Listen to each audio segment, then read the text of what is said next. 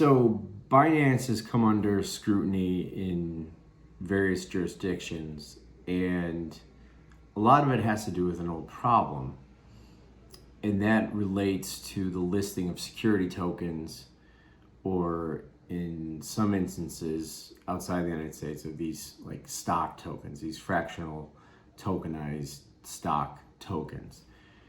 And the big thing, and I've talked about this before, is that an exchange is really a money transmitter in the absence of a jurisdiction where there's a crypto license, right? Which enables this, like think Bermuda. Bermuda has a license that, or Estonia, they have licenses that enable you or entitle you to operate a crypto exchange. But in the absence thereof, like in the United States, the exception of New York, you just really have money transmitter licenses, right? Which is just a license that gives you the ability to transmit and exchange money between persons and between currencies and the like.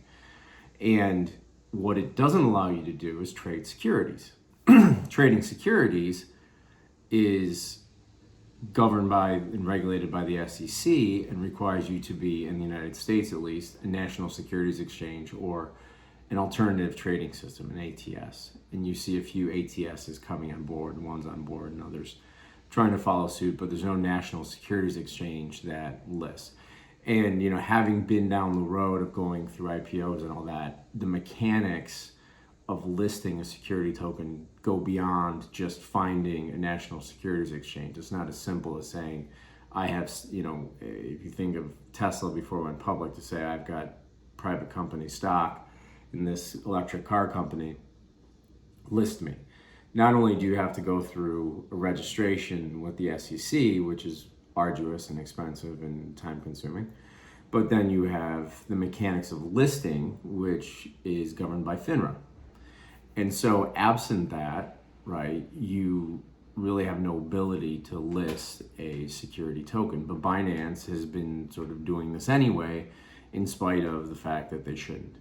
And if you've listed a token before, then the one thing that exchanges want is a legal opinion that says this token is not a security under prevailing law for such and such reasons, and that protects them.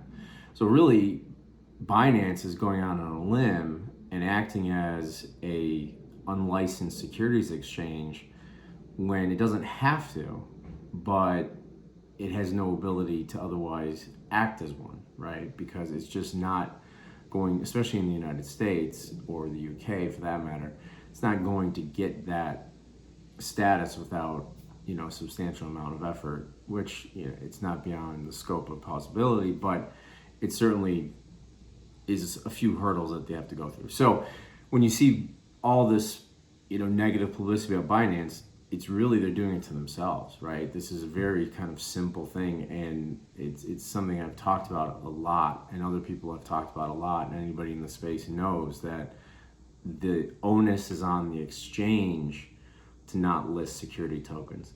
The owner of the security token really has provided they've followed rules relating to the private sale of securities. They have no bearing, they have no risk as it relates to it. It's all on the exchange. So that's my take. I don't know what they're doing, but maybe they'll figure it out before they get closed down out of, I guess, most jurisdictions, especially the US, because they tend to be the most popular exchange. So check me out, Adam Tracy, TRACY.io, and I'll talk to you later.